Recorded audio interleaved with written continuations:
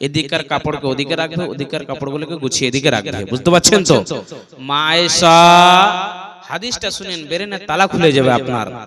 মা আয়েশা বাড়িতে বসে চিন্তা ভাবনা করছেন, আল্লাহ এত দুনিয়াতে কষ্ট, পেটে খাবার নাই, পানি পান করার ভালো মতো ব্যবস্থা নাই। বুঝতে পারছেন? হঠাৎ করে একটি মহিলা, ইহুদি মহিলা বাড়ি এসেছেন, বিশ্ব নবীর বাড়িতে দাঁড়িয়ে আছেন, নবীজি বাড়িতে নাই। মা আয়েশার কাছে গিয়ে বলছেন, মা আয়েশা পেটে খিদা লেগেছে, আমাকে খাবারের ব্যবস্থা করে দাও। কথা বুঝছেন? মা আয়েশা বলছেন, কি করব আল্লাহ, দুইটা খেজুর নবীজির জন্য রেখেছি, আমার পেটে তো খাবার নাই, আমি তো খিদায় থাকতে পারি না, এই খেজুরটা নবীজিকে দেব, নবীজির জন্য রাখবো না এই ইহুদি মহিলাকে দিয়ে দেব। বুঝতে পারছেন কথা?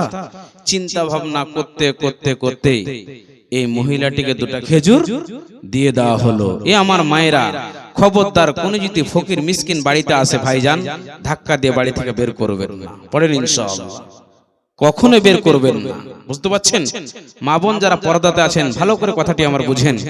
দুটা খেজুর যখন দিয়ে দিল, মা আয়েশাকে দোয়া দিচ্ছে, কি শুনেন, ইয়া আয়েশা, ইয়া আয়েশা আযাবাল কবরি, আয়েশা রে আল্লাহ জানো তোমাকে কবরের আযাব থেকে মুক্তি দায়। মা আয়েশা হঠাৎ কেঁদে ফেললেন, আল্লাহ দুনিয়াতে এত অভাব, পেটে কোনো খাবার নাই, পানি পান করবার ব্যবস্থা নাই, আল্লাহ দুঃখে দুঃখে দিন কাটছে, সুখের কোনো চিন্তা নাই। এই বলে চিন্তা ভাবনা করতে করতে মা আয়েশা হঠাৎ টুকরা টুকরা কেঁদে ফেললেন। বন্ধুরি, কানতে কানতে কানতে আয়েশার চোখ মুখ লাল হয়ে গেল। কেউ নাই, কে বোঝাবে, কে বলবে, আয়েশা রে চিন্তা করো না, চিন্তায় চিন্তিত হইও না, এত তুমি টেনশন করো না, এরকম কেউ নাই। কানতে শুরু করেছেন, কানতে আছেন, কানতে কানতে চোখ মুখকে ফলিয়ে দিয়েছেন। হ্যান সময় ফাজা রাসূলুল্লাহ, পড়েন সাল্লাল্লাহু আলাইহি ওয়াসাল্লাম, নবীজি বাড়ি আসার পর দেখছেন আমার বিবি আয়েশা জ্ঞানী গুণী মহিলা অঝর নয়নে কাঁদছে। আল্লাহর নবী বললেন, মা ইবকি কিয়া আয়েশা, আয়েশা রে তুমি কাঁদছো কেন? আয়েশা তোমার কি হয়েছে আয়েশা? তোমাকে কেউ উঁচু নিচু কথা বলেছে নাকি আয়েশা? আয়েশা বলো, আমি তোমার স্বামী বিশ্ব নবী। আয়েশা রে, আমি কি বাড়ি থেকে চলে যাওয়ার পর তোমাকে কেউ কিছু বলেছে নাকি আয়েশা? একটুখানি তুমি বলো আয়েশা। আয়েশা বলছেন, না না না না নবীজি গো, আপনি আমার স্বামী, আপনাকে মিথ্যা কথা বলা যাবে না, আমি বলতে পারবো না। নবীজি শুনে নিন, একটি ইহুদি মহিলা এসেছিল, আমাকে বলছেন আয়েশা আমার পেটে কোনো খাবার নাই, আমাকে খাবারের ব্যবস্থা করে দাও। বিশ্ব নবী গো, দুটি খেজুর আপনার জন্য রেখেছিলাম। ওগো দয়ার নবীজি, যখন মহিলাটি কাঁদতে শুরু করলো, নবীজি আমি ওই দুটি খেজুর মহিলাকে দিয়ে দিলাম। আমাকে দোয়া দিচ্ছে, ইয়া আয়েশা আযাবাল কবরি, আয়েশা রে আল্লাহ জানো তোমাকে কবরের আযাব থেকে মুক্তি দেয়। দয়ার নবী আপনি বলেন তো সত্যি নাকি কবরের আযাব হবে? নবীজি গো দুনিয়াতে এত কষ্ট আপনি একটুখানি বলে দেন। আল্লাহর নবী বললেন, আয়েশা রে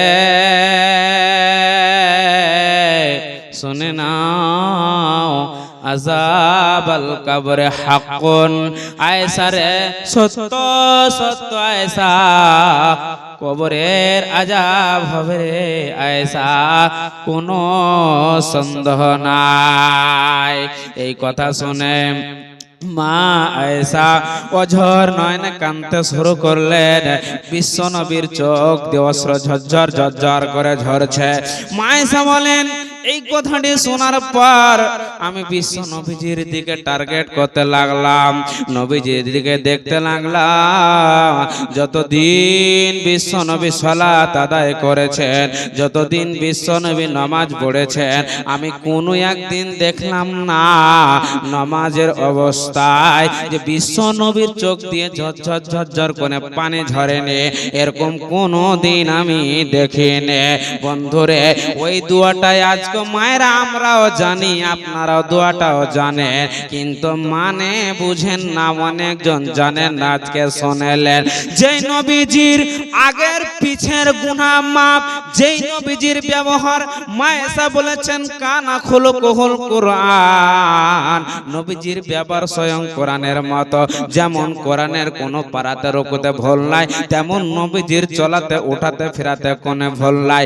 যেই নবী জান্নাতি, যার আল্লাহর পরে পরে স্থান, বন্ধুরে ওই নবীজি নামাজে যখন তাশহাদতে বসতেন, এমন সময় আল্লাহর ভয়ে, কবরের ভয়ে ডুকরে ডুকরে কাঁদতেন। কোন দোয়া শুনলেন?